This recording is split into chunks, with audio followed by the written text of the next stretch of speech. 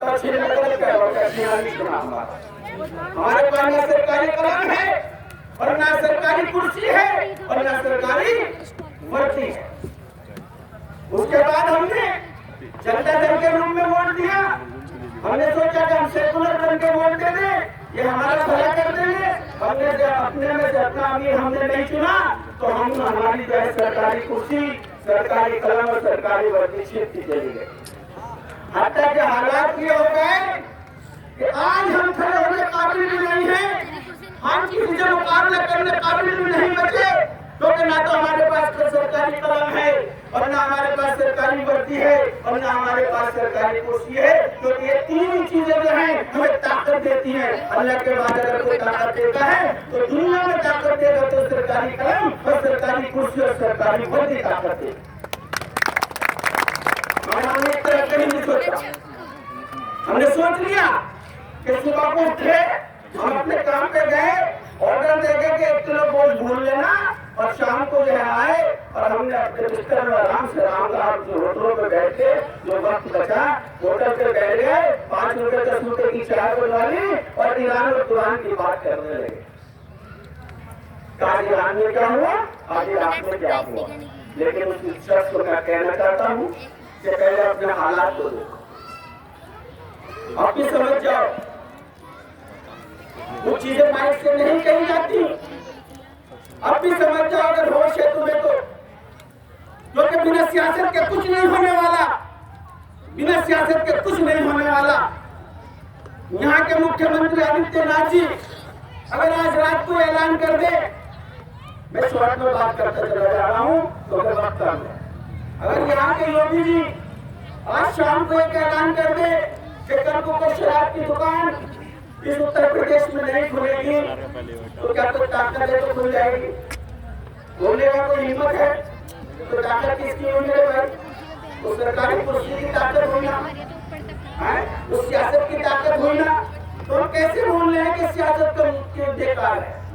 भाई कोई भी फैसला अच्छाई का हो या बुराई का हो वो सियासत ही तय करती है। बिल्कुल हमारा रास्ता सियासत से होते जाता है और सियासत भी दीन का एक हिस्सा है। आज हमने बांट के रख दिया, आज हमने बांट के रख दिया सियासत को, आज हमने बांट के रख दिया सियासत को कि आज इस दीन अलग करके रख दिया और सियासत अलग करके रख दी। लेकिन मैं दावे के साथ कह सकता हूँ, यहाँ आलिम लोग भी मौजूद हैं, मैं बड़े एहतराम के साथ उनके सामने बात रखना चाहता हूँ कि दीन का हिस्सा ये सियासत भी है। बहुत सी सियासत, ये सियासत नहीं कि किसी को धोखा दे दिया, किसी के पीठ में खंजर भोंक दिया, ये सियासत नहीं। वो सियासत जो मेरे नबी ने सियासत की, जो मेरे नबी ने सियासत करना सिखाया था। मेरे नबी ने झंडा बनाना सिखाया। आज पूरी कौम में झंडा है, आज पूरे देश में झंडा है। नहीं, अमेरिका का झंडा भी है, क्या नाम रशिया का झंडा भी है, इंडिया का झंडा भी है, पाकिस्तान का झंडा है, तमाम दुनिया में झंडे हैं। किसने सिखाया पता है? मेरे नबी ने झंडा बनाना सिखाया, मेरे नबी ने तंजीम बनानी सिखाई, मेरे नबी ने सियासत करनी सिखाई, मेरे नबी ने पुलिस का निजाम सिखाया, मेरे नबी ने फौज का निजाम सिखाया, मेरे नबी ने खंजर के खोलना सिखाई, मेरे नबी ने जंग लड़ना सिखाई, मेरे नबी ने जो है अखलाक सिखाया, मेरे नबी ने तहजीब सिखाई। और आज वो आशिक रसूल और दावत करने वाले आशिक रसूल उसी चीजों से पीछे आ गए।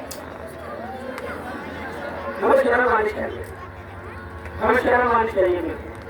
आज हमारे बच्चे जो है तालीम की तरफ है, आज हमारे बच्चे दीन की तरफ भी नहीं है। और एक चीज मैं बता दूं, अल्लाह ने साफ कह दिया है और यहाँ समझ जाना चाहिए हर मोमिन को, हर मुसलमान को। और बहुत दानिशवर लोग मस्जिद का एक तारीखी इतिहास रहा है, एक तारीख रही है, एक तारीख रही है मस्जिद की। और मस्जिद मंडलियों से पूरा ये लोग ये 12 जो 12.5 गाँव हैं, इनके तारीख रही है कि इन्होंने जो कराई गुलाब बर्पा किया है। इसका एक तारीख है। यहाँ बड़े बड़े दानिशवर लोग पैदा हुए, बड़े बड़े काबिल लोग पैदा हुए इस सरजमीन पे। मैं आज नौजवान साथियों तुम अपनी तारीख उठा के देखो यहाँ कैसे कैसे लोग पैदा हुए। यह गुलाम पैदा नहीं हुए, ये सिर उठा के चलने वाले पैदा हुए, ये हकीकत है। मैं इस चीज को बताना चाहता हूँ कि आज हमारी जरूरत, हमें अपने बच्चों को तालीम की जरूरत। और अल्लाह ने एक चीज कह दी है कुरान के अंदर, अल्लाह ने कहा है कि मेरे बताए दुनिया में हुक्मरान बना दूंगा। क्या कहा भाई? ये नहीं कहा कि मैं वली बना दूंगा, ये नहीं कहा कि मैं तुम्हें मालदार बना दूंगा, ये नहीं कहा कि तुम्हें क्या नाम है सूफी संत बना दूंगा, ये कहा कि मैं तुम्हें हुक्मरान बना दूंगा, यानी कि हाकिम बना दूंगा। और जब तुम लौट के आओगे तो जन्नत और फिरदौस में जगह दूंगा। और बताया हुआ रास्ता क्या है भाई? और कहा कि अगर मेरे बताए हुए रास्ते से हटे तो तुम्हें दुनिया में जलील और ख्वार कर दूंगा जैसे आज हो रहे हैं, और मैं तुम पे जालिम बादशाह मुसल्लत कर दूंगा जैसे हमारे ऊपर अब जालिम बादशाह अल्लाह ने मुसल्लत कर रखा है। और जब तुम लौट के आओगे तो तुम्हें दो जगह नहीं कराऊंगा, तो फैसला कर लेना। इस कुरान के फैसला करके गलत नहीं हो सकता, और न जो एक बात है उसके अंदर लिखी हुई हक है, सच्ची है, और कोई बात गलत नहीं हो सकती। अब खुद फैसला कर लेना कि आज हालात क्या है हमारी दुनिया भी अच्छी नहीं हो रही है और हमारी आखिरत भी अच्छी नहीं हो रही। बड़ा अफसोस की बात बताया और आज क्या है लाइन में भी बता दूं, सारी बात समझ जाओगे। बताया हुआ रास्ता है कि अताअत करो अल्लाह की, अताअत करो अल्लाह की और अल्लाह के रसूल की और अपने अमीर की, और अमीर उसको बनाओ जो तुम में से। बेशक ये मेरा कहना नहीं है, ये कुरान का कहना है, अल्लाह का फरमान है। अल्लाह कह रहा है कि अताअत करो अल्लाह के, अल्लाह के रसूल के, अपने अमीर के, अमीर उसको बनाओ जो तुम में से हो।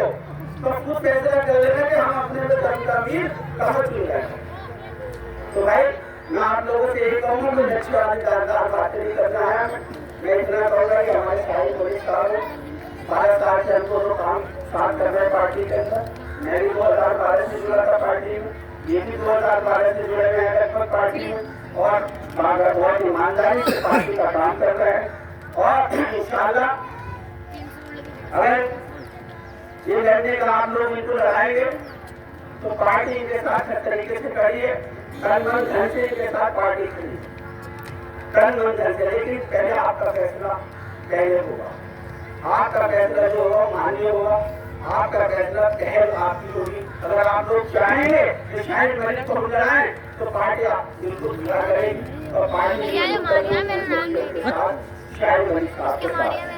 दूसरी बात मैं पर्सनल उस पर भी कह रहा हूँ कि मैं शाहिद मलिक साहब को तन मन धन से मैं गाड़ी के मैं शाहिद मलिक साहब का इलेक्शन लड़ाने आम लोगों को बीच रहा हूँ।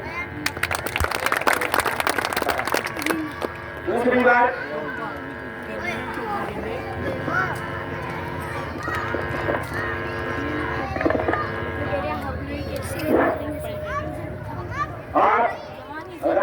होने वाली है साहब।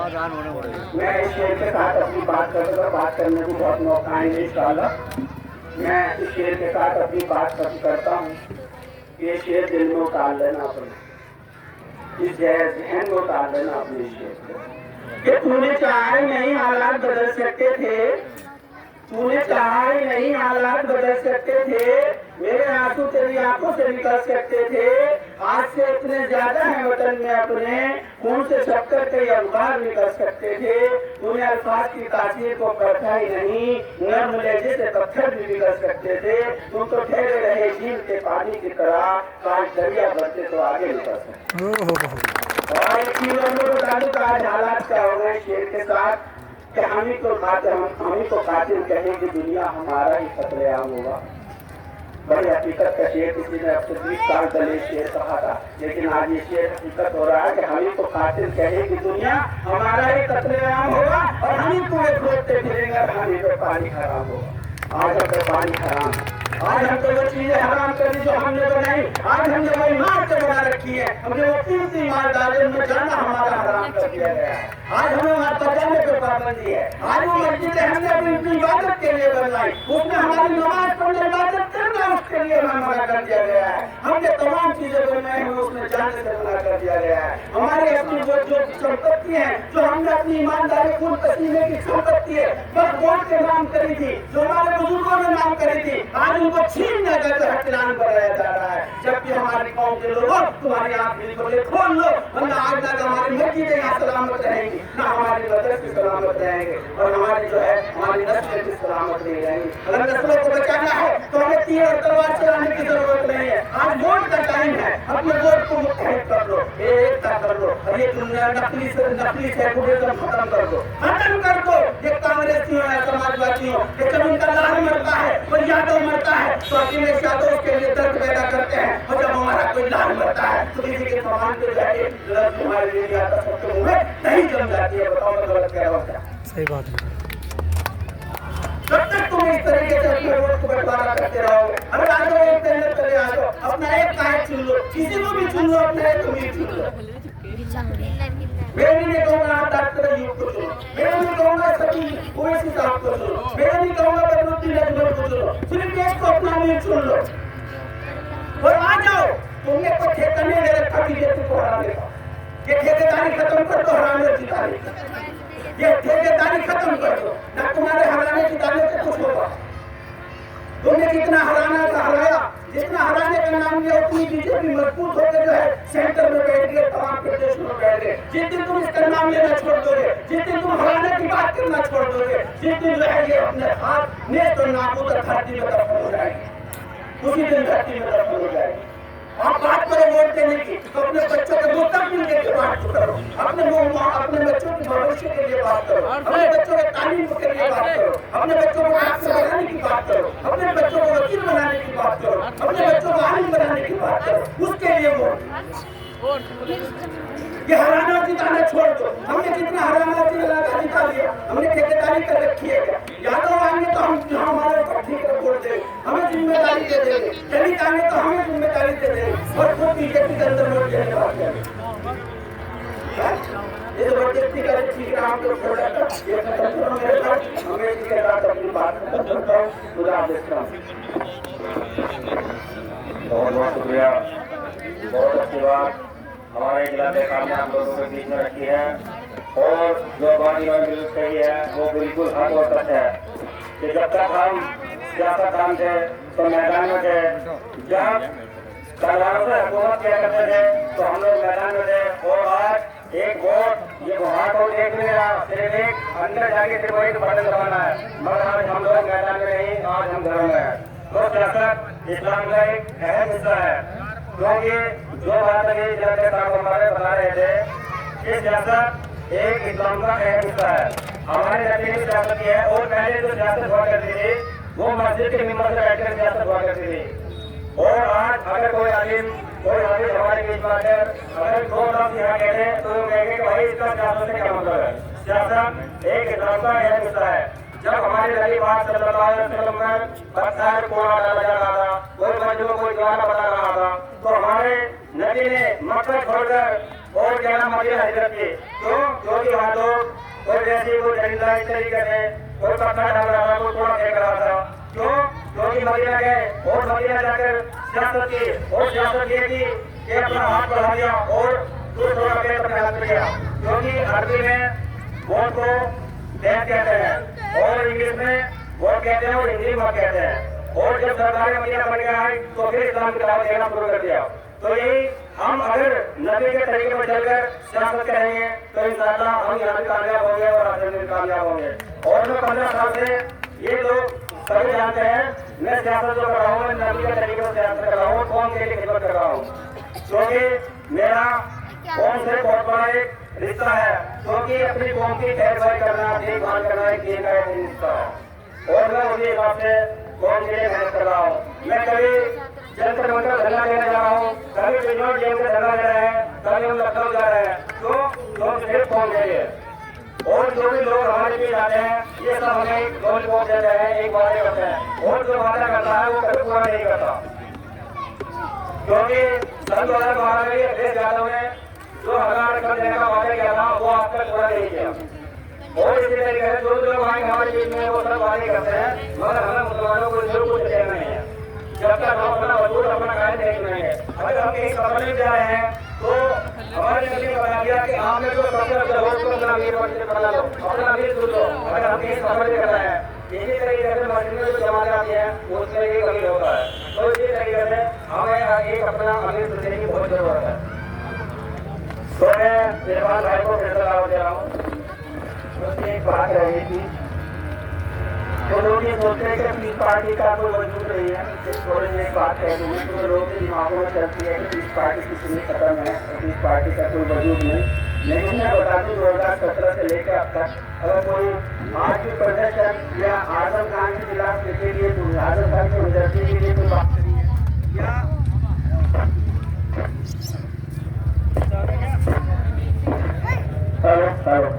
आजम खान के लिए जो प्रदर्शन किया है, तमाम जो नेतौर के अंदर जो लड़के मारे गए तो उनके लिए जो है कहना अगर हमने मुकदमा किया तो किस पार्टी ने किया, बहुत सारे काम करती चली आ रही है। मैं मानता हूँ कि आप कुछ नहीं कर सकते, मैं मानता हूँ कुछ नहीं कर सकते। मैं एक मिसाल दे दूँ, एक चिड़िया जगह आग लग गई और आग लगी हुई थी, वहाँ एक चिड़िया जो है अपनी चोट को पानी भर भर के आग पे डाल रही। तो लोगों ने उससे पूछा, एक चिड़िया देखो क्या आग इतनी बड़ी जो आग लगी हुई है क्या इस आग को बुझा देगी?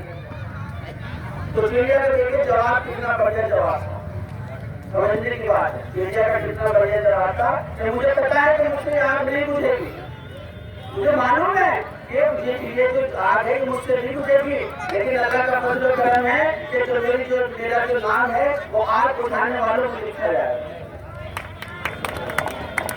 मेरा नाम जो है आग बुझाने वालों में लिखा जाएगा, ठीक है मुझसे आग नहीं बुझेगी। तो भाई अल्लाह का फजल है, अगर हम अपनी क़यादत से अपने झंडे के नीचे हैं, अपने कायद के साथ हैं, अपनी पार्टी में हैं, तो ऐसा नहीं हम कुछ नहीं कर सकते। कर भी सकते अल्लाह पता नहीं कब हमें क्या रूप दे दे, अल्लाह के हाथ में है। भारत अल्लाह का शुक्र है कि हम जो है हमारा नाम अल्लाह के यहाँ ये लिखा जाएगा कि हमने अपनी क़यादत करी कि अपना अमीर चुना था, अपना आलम उठाया। इसी के साथ फासिला बीच में आ गया, गलत हुआ। मैं पान भाई को दावत दूंगा, मेरे